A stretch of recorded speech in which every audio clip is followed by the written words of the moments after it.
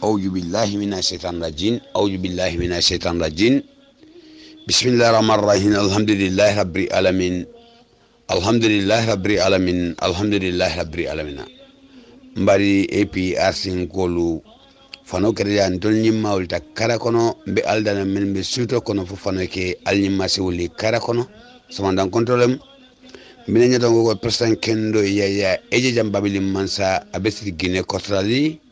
ana la muso ana la dungol an delegation me an tata jati kene be kontona kanabula gambia be nyato kol kontona Pabakar Tombong Jata Rambo Jata yawa koli amlu nya signolu Dudu Dia e katabula kotoma e bakso katabula na extifola dipitolu kansilolu chamanolu amusukunda ake kunda epi asa dungol be katabula kotoma Alhaji Bajo ko dukure Pamadu Suso katako ina fokato Afrika bankolu kanabula Europe UK America alna badngole Mamad Bajahad ndabuka samandan konto di assalamu alaikum wa rahmatullahi taala wa barakatuh. Alhamdulillah rabbil alamina mbadi epi arsin kolu mbadi ngambian kolu mo kendolu mbal kontona mbal tendula mbal jahila ha zafono kon anata de Abubakar Sidik la lungonata Pabakar Tombong Jata ay lungo men kuntu anata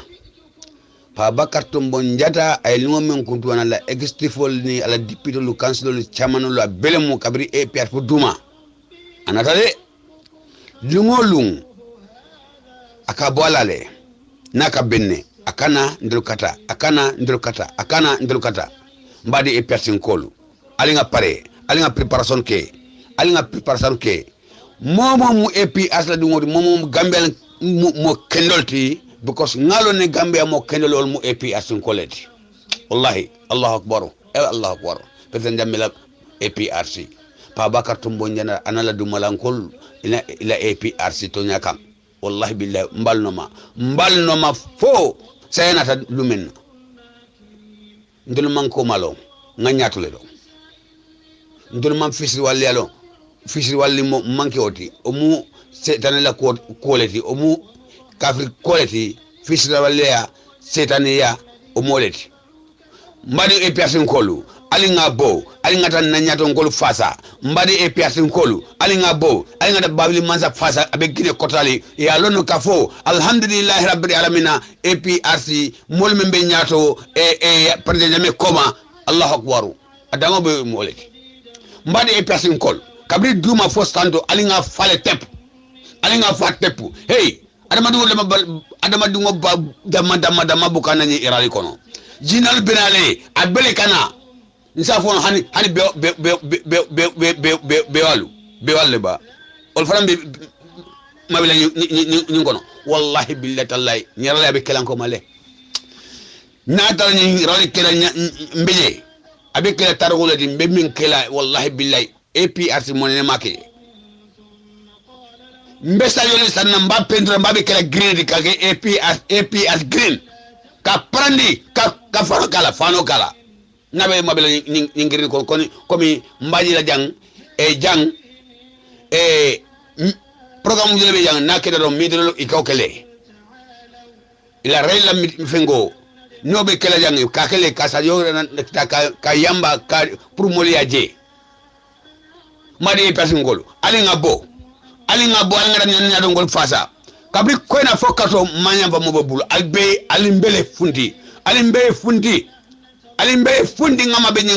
rali kono ning malo mammal ga moy bage bar ñine mu ñi ka ñaabo ñola ñine mu orali bole ñiti yaje mo fula nal be kelal man ñolo modo sanya ke modo la bari kanyabo molla ñine ralem Gambia la politique patolu ye ñabo APRC la patola wala mu ñinti e coalition la pato abetra be kapta ñola abe mu coalition la patoleti bar sa ibe ñaadi hani wado me ba folay UDP la parti ni APRC la parti be mu kilnedi ko be ramadi wala siala non atra kapta ñola ni coalition le patolo yalla no ko coalition la parti ibe kapta ñola kera kilindi Allahu akbar hani lo keda APRC number 1 de Gambia kono Allahu akbar hey ala leñin barto bondi ala leñin barto bondi aya dimmenna ole mu president mi babali mansati allahu akbar hey momo bi ndolla drapeau ni momo lafta porto na drapeau ni na hey ni mange fisi waliyati ni drapeau allahu akbar ka fo itaje la dunya ko o mum fane aleti momo ko ma la green la dunya ko foni ko da dunya ko de because be ta bale mo ben kono yemen sene green no be girne be seno sene ni atu bango kono nabe bola akake grenade abo adana mange buluti wo amange buluti wo atake la buluti mbadi person kol alinga ke alani kilaye alinga bonaralila alinga fani tepu pa bakato monyata nabe nala modo ni nyanda ngatale santo modo bukatu bolino Allahu akbar hey yutolu amusukunda ke kunda alhamdulillah rabbil alamin babaka to mon yada la fa alhamdulillah rabbil alamin alillah alisino hey dinol balbulde alhamdulillah rabbil alamin babaka to mon yada ninsiro abalon na le kafo molba koma wallahi ayalon na kafo molba koma abe tonya fasala gambia kono dina kono molbe yalone ila exifol be mbar konto na mbal tondola mbadingol alinga bo anatale ralina tale alinga bo science afo lungola be bolala atore bi atota tritane kata olimo fam fawla tritang ole tuda alhamdulillah rabbil alamin be ala dan la fo ala simbe fu ni mafrani kara kono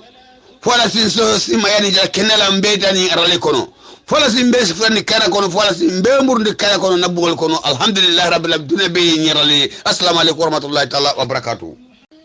madi e pierre tin kol allahu akbar mbekuma krim fola safono alhamdulillah rabbil alamin ngalto ndubake ndebe kumen fola nadindi haklo nyon kono ala e menken sonno monyon kono e menken haklo nyon kono UDP manke mansati menyanta ay Gambia mara wallahi Muhammad Bajaha bimu alam salungolati mbesri na bon kono 625 mboda suba salla wallahi Allah subhanahu wa ta'ala adama dingo e femfello hani fango ala e long ka sambi te fangoti ite men fango lo wallahi UDP sida mansa yala Gambia kono mbadi ngol alina kuma ni lamoy de UDP nasi ta mansa yala Gambia kono mbadi ngol mobe be dati Senegal le abele la kasi Senegal mo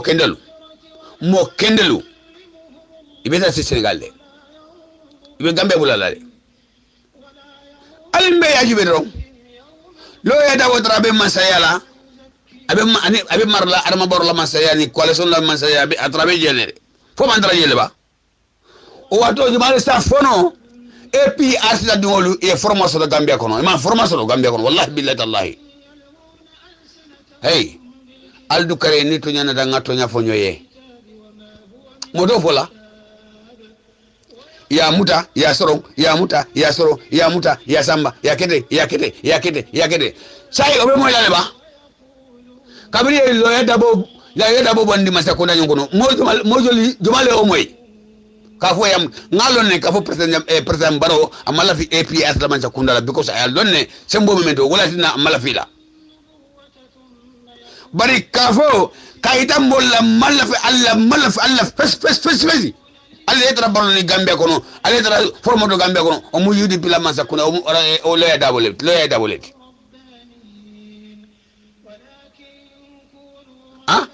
loda bo be masaya nyinto wato menna itolo man hamo soto epi asa dungol alingam dal ngasoro niko aha e mu da yesoro niko e mu da yesoro fo manke ba abay nyaayale o hey wallahi billahi tallahi kalta ala nin kile ala tesino la wallahi billahi ala ka si kunu na jo kunu yemenke ala ye fi sabilillahi yemenke ala ye ala kole jo president jamme wallahi billahi taala fo moni mi keta hasido de bari babli mansa ay gambia belege technique ni ko islami yalla sunna president me ay anisi be bari ni ko be islami yatti yalla le wallahi billahi wato endra gambia le ngambe wato men fulate mal fo ko sial le sia on natale gambia kono mal fo 2007 le ba 2007 o 2008 ñun temalem sala kawando ke ko kila rasul sallallahu alaihi wasallam annabi nyim ya manyanta ay jiwola anyanda ay ketele Allahu akbar saragule mu isa adun de television kono ay kuma men fo ay jami menna babli mansa he la ilaha illallah iko ya jami atermal bu nti abuka fenkeno la hey 24 hours akoy banko ya bula le telet hey modena la yena ka fo be islam ya tor la gambia kono billahi wala ya jambe be inyela iya jambe ke teriti nyonya dina la ko ma bari kana islam ya ma ni ya ma don abandale al katalale hey ala mala fi koko la kila rasul sallallahu alaihi wasallam amala fi koko la ya jambe mala fala ali nga tonya fo nyoye wallahi mala fala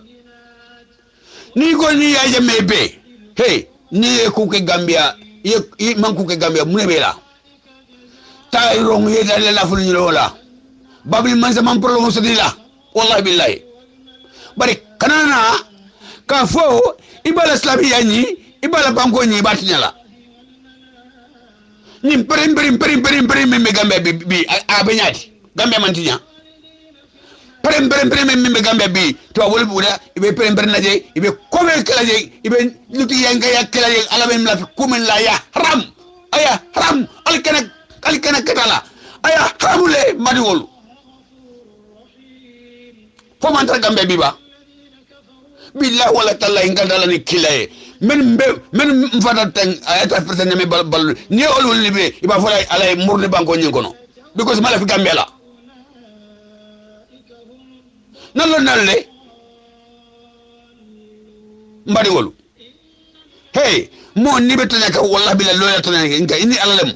kila rasul sallallahu alaihi wasallam ala ya bonni le ka kay ayna to nyen sabat ni bango nyingam hey tabri kila rasul sallallahu alaihi wasallam kila woltale fitna woltale kafro ni sabol tema mbadi wolu jomale gaynda kul fa yakun Allahu akbar wallahi billahi nalafta olungola asi kafrol be fa wordungola bare ya fole kila rasul sallallahu alaihi wasallam muslimo islami ni fata kono ni fata yef kafrol le fa ibeta janna le dare kelenyento madul hani sayimte babor ngal babor la otone ke ngole kan ay menu karne lollo me malbulu alla kuma kan wolem allo olondo kan alla kuma kan woni alla fo mole momen so da manson ababulu de baral to ya fo ali nga tonya fo gambia billahi wala ta'ala ngal dal ni kilay pede ngame be marlaji wada menna ay islamiyal sembe ni gambia ay mu'minal sembe gambia amma si fo da fo sembe ni gambia wallahi billahi ta'ala ni mo mo fo be fanale fo la hey kila rasul sallallahu alaihi wasallam ala fasawo la sifa mandara ya asas ninga iko kila la daju ko muni mala daju ko ti ako kila daju ko alquran la ya alquran de don alla kuma kan woni yaje don e kila je madungolu ndel ko mbabula la wala ma ngo mbabula la wala ma babili manjalata aya bula wala ma pour ka lando ala gambia nyinko ala banko nyinko ada aya londile saya atete man la bantinya atiye dale madungolu babili manjala wa tokono fo parcelle man gambe ba ay parti man mu de gasoron hey ni man ku kela dukare ni man ku ke kutela ni man ku ke kutela fo mama kan la partoni APRC pertene ma ya sorne ba NCP ya munda ya sorne ba PPP ya munda ya sorne ba doyinyo la ya puna ya sorne ba hey mbadi ngolu alinga ke ala ni kila ye alinga tonya fonyoye lo ya dabo de gambe sambanola usen dabo de gambe sambanola na ya gambe na kila mansadi gambe fidda na maleka ke gambe mbadi ngolu alinga mfango nyaile nga okorto ni na bango nyinga ba kabri dabo be wado men abe pale la mansa kuna nyinga be dokola wado e pia ngolu ike sizile do ike kede do chainu ara bara mala fi APS la ngolo nale bar chainu moldi mala moy ka foye ñu me arrêté ah ye nanya to ngolo ye mol mudale na estifol ye mudale na dipelo ye mudale ye be arrêté pour muna kon nante ya ni museda wala mansanya na kira mansani wallahi billahi kala ni kilaye hanna tra APS al mamole bona be abe lola iba onda iba sornale alta karanye momo ye alkhona karang e kilala ala ko bakango ye karang abela sonno moto abela moto iyo la muta wallahi billahi si haram be sorona kasola asi haram ye alkhona karang ye muta ye strong wallahi billahi man karang ima alkhona karang madingolu ataji kote la ngoy makaram nyamena ala daji kole man trailer nala daji kot bela billahi wala seram ibe torona ina ala lem bari ala ye men fo ite ko okela i men gara ita bala lolma iba bala portugal ma kana ndrodi fenfe mbadungol alinga tonya fo nyoye mbadungolo alinga tonya fo nyoye ni yidi pingolu ibuka gambe marano ni gambe ni se gambe masala wala bila fitna da man be kala gambe assalamu alaikum wa rahmatullahi ta'ala wa barakatuh alna badole muhammad badia mbalbe kontona katadu mafusando assalamu alaikum wa rahmatullahi ta'ala wa barakatuh assalamu badun alsiakrinye mole nyininkale iko comme groupe kono maintenant audio sibal kan ko manke prononcer because me groupe men kono setale groupe tan ni fembe wala kono te ningo ngawli nga kuma bula bebe la wala ka kolale wala tinan ken audio bari wadu nga du groupe kono nga kuma je assalamu alaikum warahmatullahi wabarakatuh ana badu muhammad badia experience assalamu alaikum mbadungolu alsakrinye kila rasul sallallahu alaihi wasallam ada jikko ngafo anyamin alkhanalem kila rasul sallallahu alaihi wasallam alsine manin kisoke anala saybona la dunkol bela kara la ammatolla min ablanoma mbadingolu kila la saybolu mange jikko kilinti wo non mange jikko kilinti wallahi billahi kila la saybolu abubakar siddiq ani ali ibn al talibe ila daji ko manke kilinti bilali tati anin kafudum be mo mon men nata be ni groupe kono anin gambe de men bebe go joni lam wala nga be konton ka na bang wala president his excellency adama baro anala cabinet de be konton ni somanda ala kondon droko la ka mol be tendu kali jayi badun ka dun diamo kono dron ka kacalike ka yamarlo di hansa his excellency adama baro nala mansa kundala anin ka banko dimu fanali yamar lola mi yalon ko kunun gambia tambita nu wonyamale ndebe min folo dron gambia kono killing do kare nga daniro ke nyola si kuwolu alngoro landi karala politiko la karola hanmen de politikoti alanga si kuwo landi si kuwo man sambatu lato si kuwo aman nafa son fendinna fonin ayambula problème o kono nyin si kuwo meda gambia le bring jawara janni jawara kana siko binu gambia jawara nata jawara ya bang ya jame nata oya mamandi baro nata baro e nyanta siko nyim banna gambia banko kan freng nga nyine siko wala nga siko landi nkana song nka diamu siko wala adum bansa kunda do kula ni atribi masa kunda koto atele nyuri siko la freng pour masa kunda sin siko banno nyami katun ko na jemme nyin fola ni mansa sifan ne ma so da Gambia banko kan mansa mi yalon ko anata na banko kan ay siol fan karkilon be ma e karado bada sido de karado bada sido de karado bada sido ne mo so do banko nyinkan adum ma mirante la joya miroto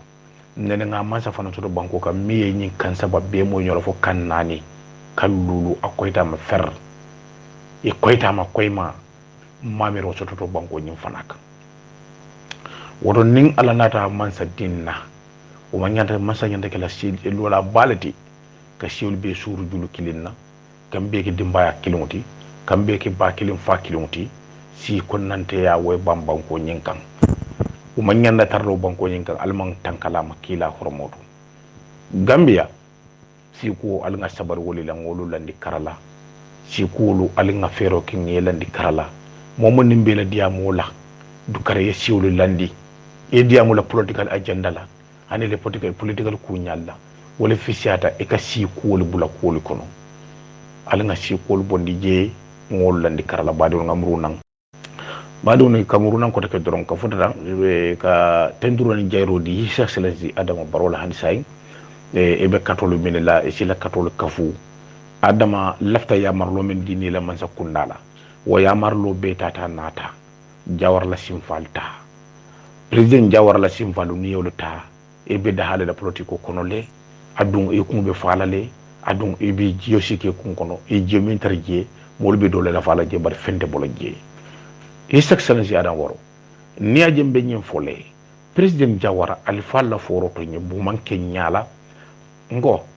jawara nene ka bulanu moto la be ibita kam bolon kono ibita tola e fudata badibu kono alfa ila siloka ako moto ya fa bari mota ci kala siloka fende jawara la bal yak moto lo da mo lo da fu moto lo fudata jawara ma tema ina re yolo kibaro fudata jawara ko ke ba de la siloka ka to bala siloka ka ko kuma ne keta ka ko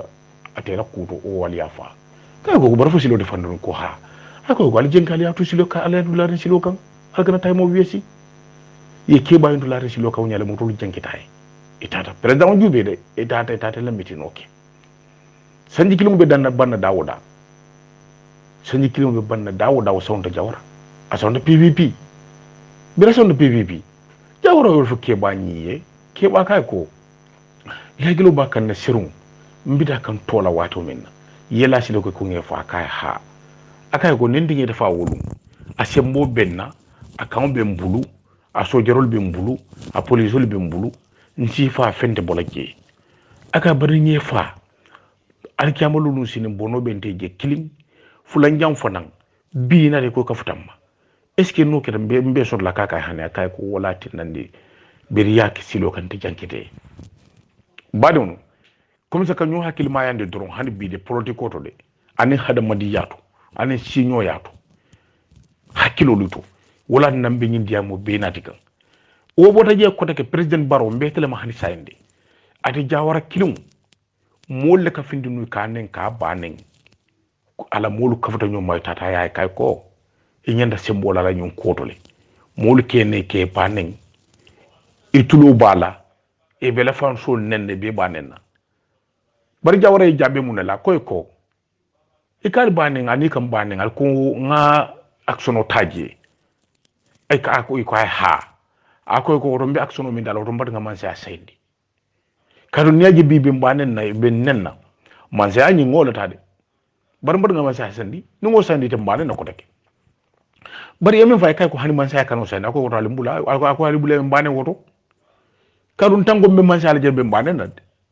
man sa anyi nya bole kan adu president Barrow his excellency president Barrow ifana yole fu la mitino do ko si rangu nyina tan ni kuma jama be foka wodo siran nyin wala na mol benen kande isimu ne keno mo kanay barasi mo kanay bulala ka demokrasi tinya wobe keno wala mundi ye kam fandi ya fo ko ha mol min ka ba man ni do ke sapike yemuta yi section ci president Bar Adama Barrow e nya kasimo la ye ba mali fo ye ndirol ke itele ko demokrasi na banko kan wodo demokrasi nyin abuka fo no nyin komande ibulay fo ni fo junbul shendi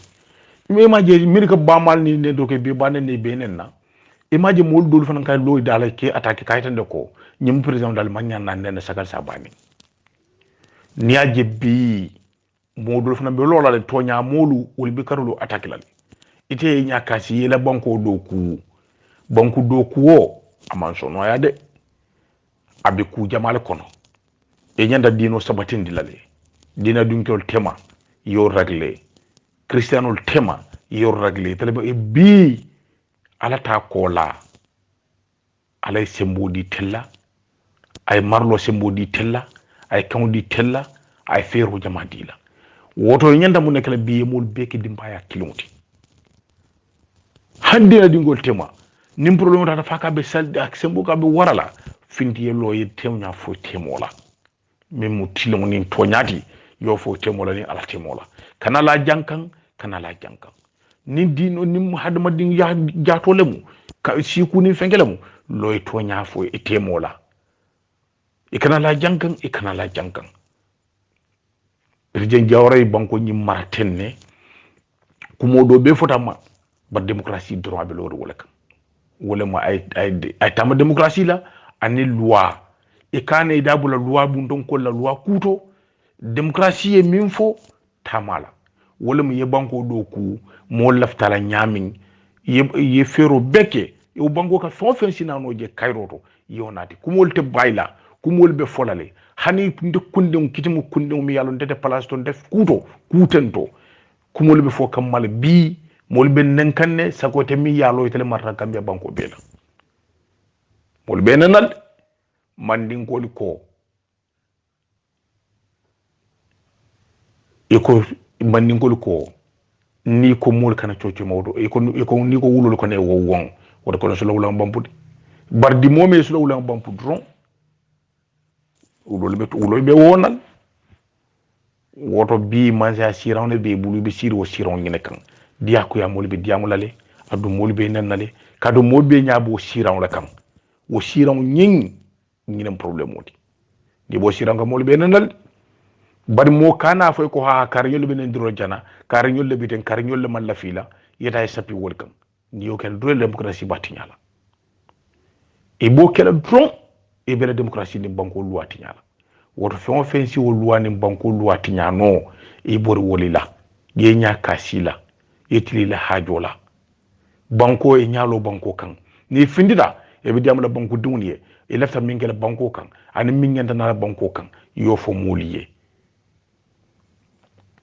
nim politiko sita ye politiko dalata sa won politiki diamotit wo ken koni lafta fem fo lay so fono wodale na bor mu ne ndirul ni ba mala fem ken kane jo gambian kolu alenzin hakilo to fitino to baki fitino man samba nyaato fana en samba koma gambian kolu alingam funyu fitino la nko bama ya moy dawla kam fala keta oro alinga kam fa kulu landi hanni be kam fala fana bar ba mal alngol landi karala o man samba dulato nandirul alngol landi karala aman samba dulato mi en samba dulato wolon gambe da dati gambe da dati ni gambe samba dulato wala sin samba no nyaato ay di katender bulu min tambi gambe yalla e état da woda ne yini ke budam ndo kafale mboda gambe yalla barsa ni mo gambe tinya mbida sila min tole ganning tinya robina mansa kunda e katariya wulla ko kundin kita al kana bula moli bulu fo kafo ha mbadi fone ragle fay tinya ale na findi hani aka banko le tinya wodo his excellency adama baro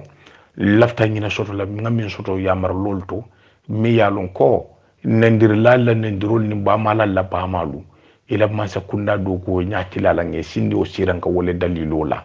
bi dol bi nole ne mol ka fa ko ha mun jareta nyinna nyimbe ala do ko la amandre mo abita mo danku hani bi mol banen kan ibe nyin nen namuna la wala ka fu ban ni atare ka findi fana ke do moli bolo fana fulade kana ila démocratie tinya mol kana tinye bulu kuma kan kolon kan na fatala wodo gambian ko alanga nyomu danga ke bakilim fa kilimti politiko waliyo kana dun tema ay ken badiya tinya ronde politiko kana kinandi nga ina sinyo yaltinya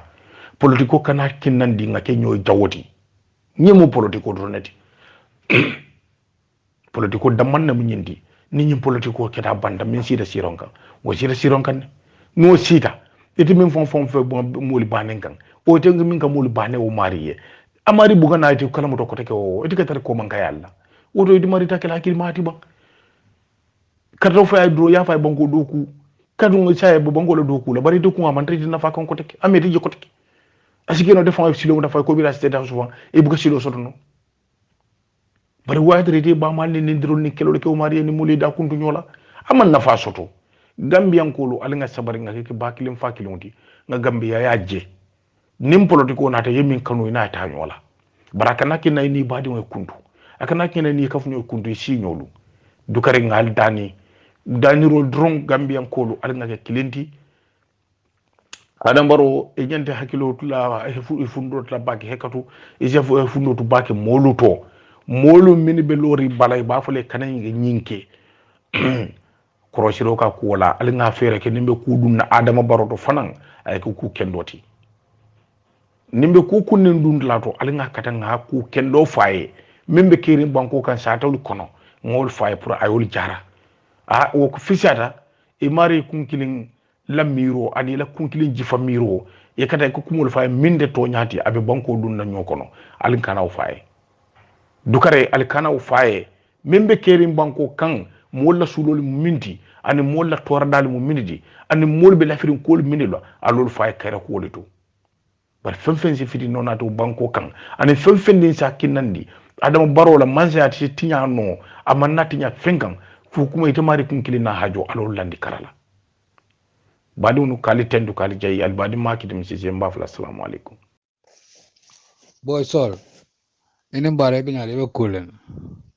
bila ngo nga nungo la message o nga jere no nga je furu mo nyun kono no bila wala boy adamo stress of warra baka stress warra baka boy ndongo bila ante mala gameno boy these people are blind boy these people are sleeping boy gamenol boy buka understand boy gamenol boy babi boy gamenol we sino fon la bila wala tala I don't know when gamenol be begla boy gamenol dul ke fon kunindi la boy man fen fon long bila wala tala how can a government mol men banko dum men yalanko yete put into power ite kana ka disgrace and then wal yela time be wesley yera resources be wes pour que they put into power to save that country because of the dictatorship member nuje ite na ika intern wala ka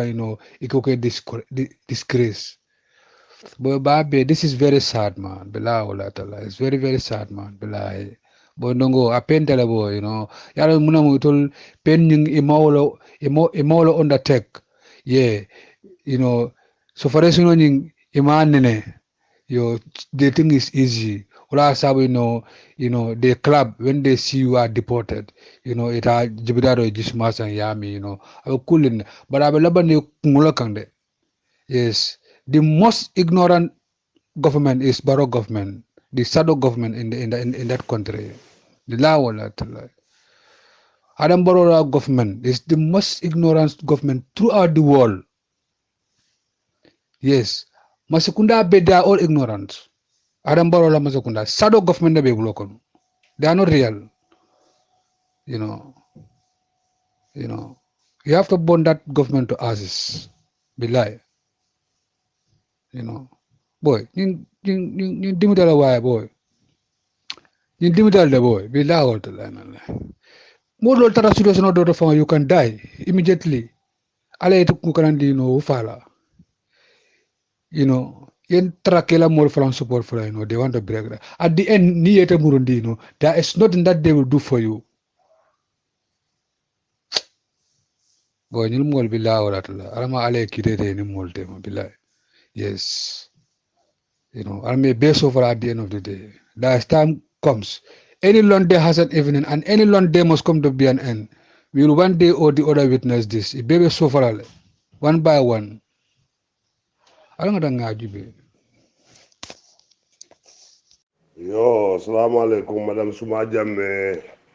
Family Forum be duwalal be simala. Nga alfala kumo moy menkata Ablaye Sente. Ablaye Sen abaraka bake alama ale jo. Alama ale almendi nyato APRC. Ila ko kontano warta bake. Katung alfa ne koli je be dunna nyoto. Yena ya address abetata bake. Woto ko mbe men fo ñoy doron pour ka bayti lay dani aya anyin ko bula nim modo le mun ta dan la nim modo le kanyin kenu ba fala la bonde forumol kono bare bawo bayti lay fo den la forumol kono mol le ka bayti lay la audio le senna forumo kono to nyala manden ko le nta ka fala manden ko le fang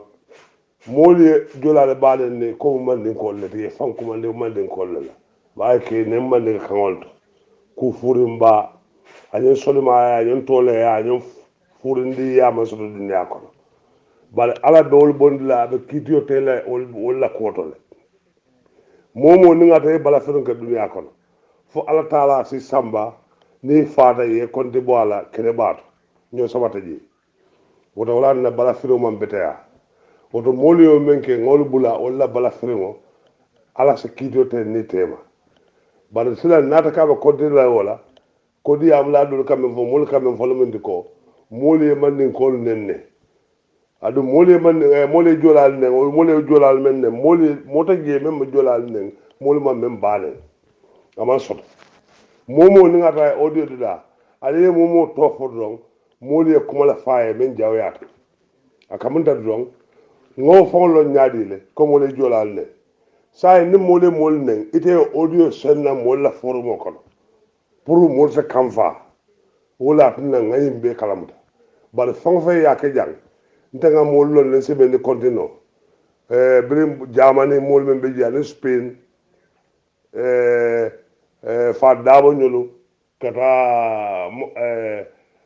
Spain mo men be je ngam men kalamuta men nen doke mo li approach la dun diamte ne ko ite ke fanne nen because ne wande banen e wande fanen ye wande alfal ne ke bala ne ke alfal ne ke la siol ne because ni momo e respectol soto a jenta respectol soto but la sede dano menke be kafu nyoma ngade nyola ngatande ko bayti la e sabar because bandir la e ka mun mobile danka wallahi ala mo le jolal ne badim bayti la bo juri jolla audio nata ya da don ay mo le nanji ay mo le faale ay mo le siol nanji ni mu problem wolde wala nan ka amane ne price sabar bawo modul be jente ma ne la informol ko ngamol je ne audio de la fintin na don ke delete bare ni nga buña saba bayti lay kan ne doli ni ka fala ko mol ma hanya nya APRC hani amanka haji baliyat ngamira ko ada mala beje me alon ko sa yo stopala so de la sen yaje ten sono be credit kan nyamen ay diamu je o important da back because modul ta sonna wala nte kuŋo nte babandin taal nte terra forumo kono moolu be bandiri audio kila na man complain nte a stop la nte bon demari bon la je bare mbe complain na la mbe diyamu la le pour yo bandiro stop ani moolu la siyolu ani moolu la alfaalu wo important da baake woto ñiŋ kamma APRC mumo be mo mbe be APRC mbe kafuñoma nga dandiro ke bawa baytila fanko moolu ga kumande ka daani woto wala beteyata de wala betata ka daani de mo kilo manga na kala pati kono nyama nim mole bando ke imata da man bando ke adda mala e man bando ka da mala siyo la mo jamala ba siyo kono bar bu nyaani respect ko ngayne bula ye danko men ke fanna e danka o danko e bula kono because mo halakere mo tiñaare mo men mam afam fa buña ama ba buña ama siyo buña ala siyo fo buña ama la siyo buña ni mo si vala kabula mol la kamol la mol komone disrespect ba kulubaliya ba furiya ba imari de fente fang imari la balo fo na fama so wa manga na kala bawo ita kam mol la kam vande ike nyaatale mo ande siyo le ka nen ike nyaatale mol la alfa le ke nen wo mu masi bolde men ni yoke ni ala bula nyola ala be kito tele ni tema ala be kujale ka janni be fala ibajela ni maje fala ni fata ibajela ni sabata so do ni kamala e persi mo mbebeji mbe de ngabla sen nga honde bu sen tentu ngaje pour ay dandro men keten fana nga continuer o dandro la bawo be continuer dandro la dal lo men kama wala mo indi ko mo ke julo men jo ndo nga jibe ko julo ni hana jota fana na be a jota sila na man jo fana nta fe a jota la tambita la sila ko to sai bu nyane respect ko ning badi yame ben da mal tema ngabe wala nindu me a fil ko to nyala yenta kelal nyama a isfarna opinion la wote balin data ko bando man beta dunia dawda wande sako wande alfal ni mo wande siol nde nga moja bala mbakala kasrolde mbakala mo furungolde mbakala dankatolde so nin tafana ngo mari noma ntafana nga problem so woto therefore ala nga dando ke ngaben kanna ngaje ko na pati kana ngo ken na pati kono e PRC mo pati de melan ko mo lombrim babel mon sa fon be ja sa talan kola mo le nen dol men beke birabe ja nen dol be kiri ne nyon nen ñu wulan ko la fo batata bawo ñu men kay fo diaspora de fo fen ka den dol ka jolal na ka kol nen i jamaabe diaspora ja wala la audio ka finde bare nke commande dole ke balen dole ka audio kiye dole ke approach bawo ñu mol men ya ka ja ndaga mo men koli kono e ka tan na ko mol falen ta falan kolle audio kiye yembale so abe wala yam so al nga sabare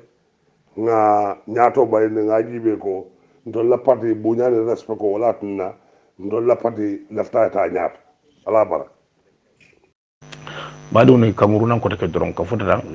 ka tenduro ni jayro di His Excellency Adama Barrow la hansay e be katolu minela e sila katolu kafu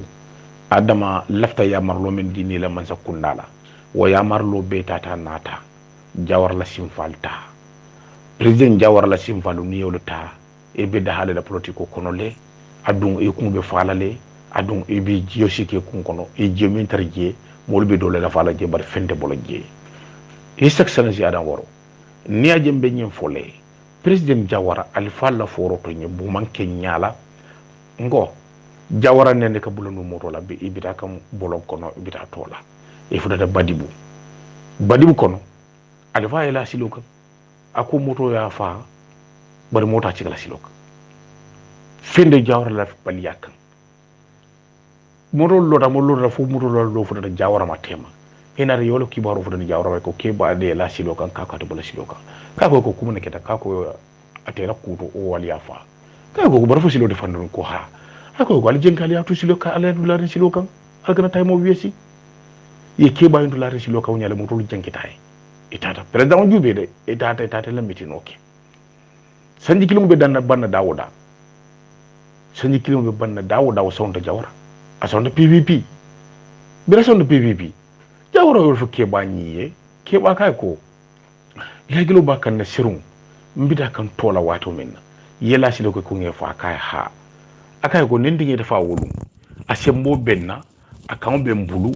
a sojerol be mbulu a polisol be mbulu nsi fa fente bolake aka bari nye fa alkiyamalu nu sinin bono bente je kilim fulan jam fanan bi na de ko kafutamma est ce que no ke mbe so la kaka hane akay ko wala tinande beriya ke silo kan te jankete badon comme ça kanyo hakil ma yande dron hani bi de politiko to de ani hada madi yato ani sinyo yato hakilo luto wala nambe nyi diamo be natika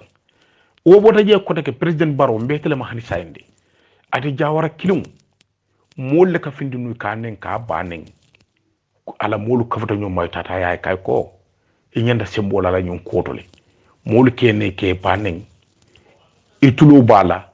e bela fan sol nenne be banen na bari jawara e jabe mun la koy ko e kal banen ani kam banen al ko nga aksono taji ay ka ko ko ha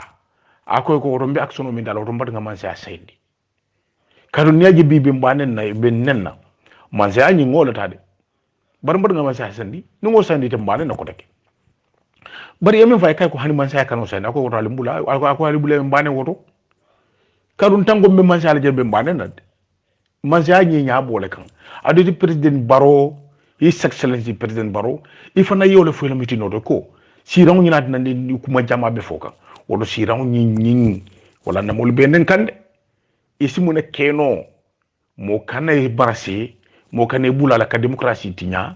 wobe keno wala mundi ye kamfandi ya fo ko ha mol min ka ba man ni do ke sapike yemuta yi section ci peden bar adama baro e nya kasi molla ye ba mali fo ye ndirol ke itele ko demokrasi na banko kan woto demokrasi ñing abuka fo no ñing komande ibulay fon ye fon junbul sendi me maje mirka ba mal ni ne do ke be banen ne benen na imaje mol dol fana kay loy dala ke attaque kaytande ko ñim président dal magnan nan ne sagal sabani niaje bi modul fana be lola le tonya molu wol bi karolo attaque lan ite nyaka si yela banko do ku o aman so no ya de abi ku jamal kono e nyanda dino sabatindi lale dina dunkol tema yo ragle cristianol tema yo ragle telebe e bi alata kola alay sembodi tella ay marlo sembodi tella ay kawdi tella ay fero jamadila woto nyanda mu nekala biye mol beki dimbaya kilomoti hande na dingol tema nim problème ta faka be salde ak sembo ka be warala finti yelo ye temnya fo temola min mu tilon ni toñati yo fo temola ni ala temola kana la jankan ni dino ni hadma din ya jato lemu ka siku ni fengelemu loy toña fo e temola e kana la jankan president jawray banko ni martenne kumodo be fotama ba démocratie droit be lori wala ma ay tama démocratie la ani loi e kane dabula loi bundon ko la loi kuto démocratie e min fo tamala wala mu ye banko do ku mo laftala nyamin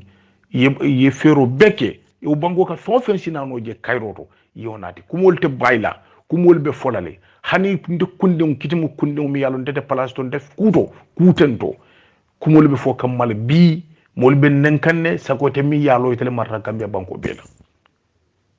mol be nanal mandin ko eko mandingol ko ni ko mol kana coco mawdo eko ni ko wulul ko ne wo won wada ko so lawla bampude bardi momi so lawla bampude ron wulol be wonal woto bi manza sirawne be bulu be siro siron ngene kan diya ko ya mol be diamulale adu mol be nanale kado mol be nyaabo sirawla kan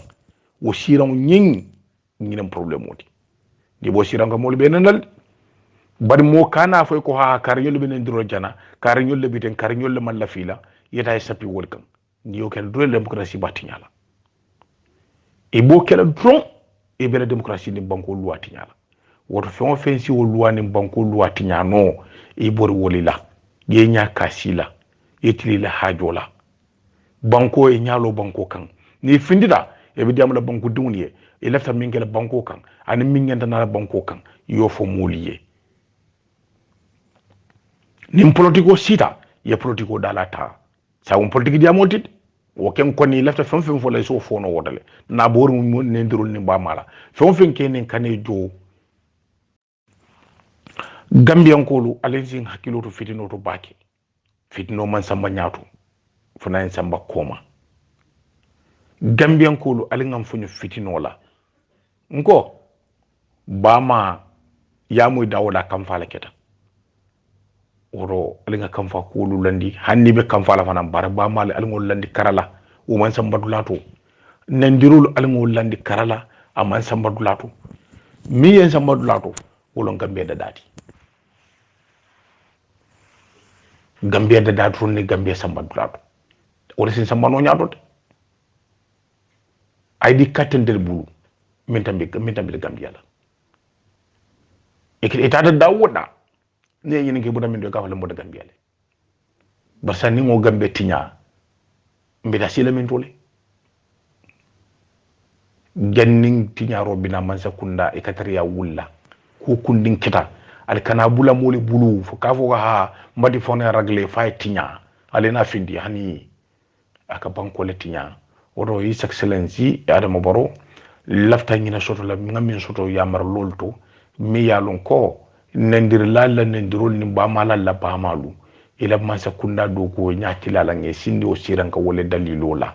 bi dole bi no le ne mul ka fa ko ha mun jarete ñinna ñimbe ala do ko la amantre mo abika mo danku hani bi mol banen kan ibe ñin ne namuna la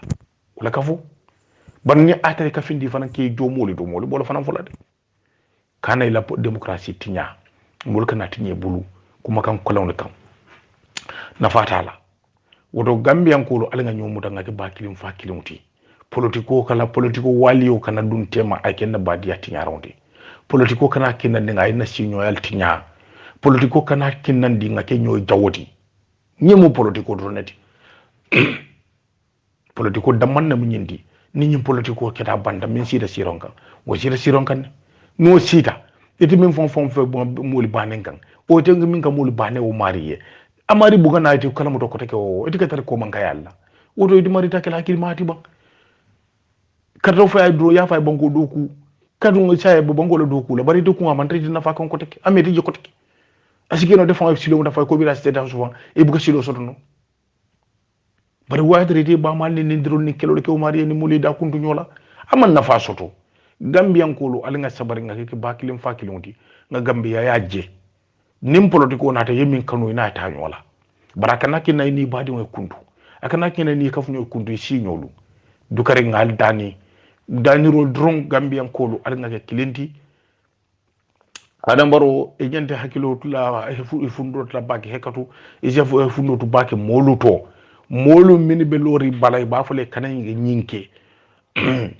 korosiro ka kuwala alinga fere ke nimbe kudun na adama baroto fanan ay ku kendoti nimbe ku kunnen dun lato alinga katanga ku kendo faye membe kirin banko kan satawul kono ngol faye pour ayol jara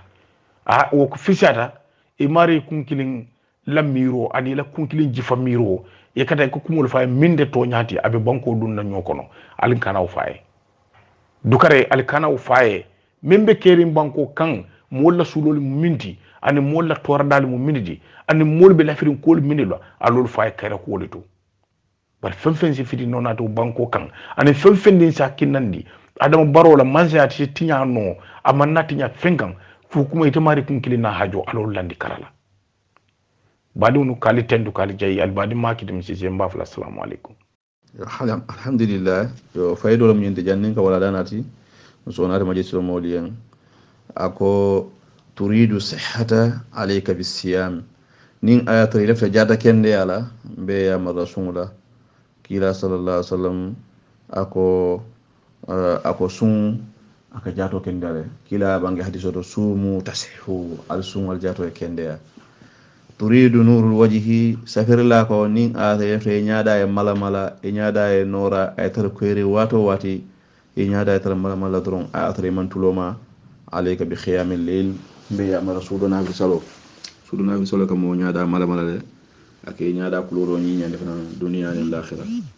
أكو تريد راحة سافر وياكو نين آتي لفت دها لسفلا يشون دمو يدها يحكيلو يتينكم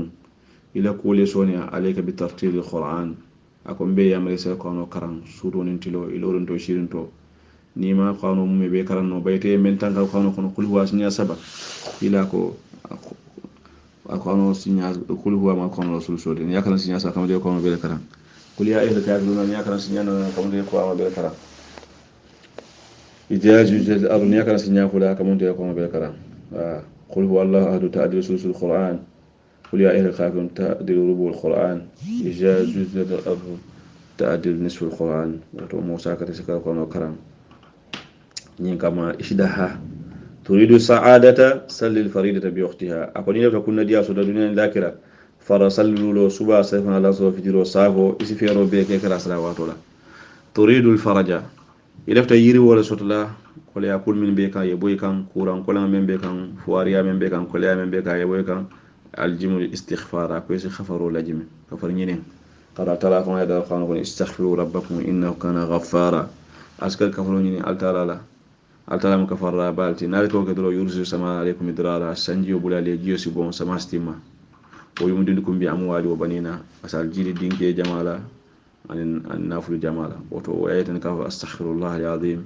astaghfirullah ite men no je ni lu mata kan ko ya ko men bedala laba ko sila la ay boy bala jato bala turidu jawal hammi akoy lafta hammo men be bala hammo ni ala ya wulindi kan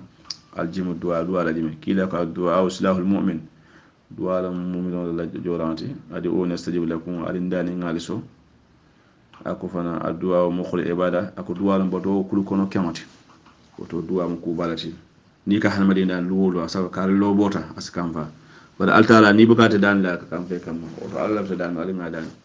turidu jawala shiddati ilafta golya men be kan kolyani ala ya wulindi kan qul la hawla wala quwwata illa billah wato la hawla wala quwwata illa billah be kasol la ba be kurande na ba be problème ko na ba la hawla wala quwwata illa billah la hawla wala quwwata illa billah turidu barakata ilafta barako e kila ko beto ila balu nyaato ila jatoto ila nafuloto ila dimbato aksiru min salati ala nabi sallallahu alaihi wasallam ko men ngafala nyamina molidolu allahumma sallu buka monene ni kala jema kan barko ko kila kulato adwara faso ni tisa wirdi ma allahumma salli ala muhammad wa ala muhammad اللهم صل على النبي الأمي وعلى آله وصحبه وسلم فكتاب الدلائل والخيرات نيولو نفحتي نيولو تنبيه الأنام نيولو اللهم صل وسلم من أساسيا تريد أن تحترم بين الناس أن تحترم بين الناس إذا فتى مولي حرمة يبدأ ودني مولي بونيا مولي حرمة مولي كوتاندي احترم الناس مولي حرمة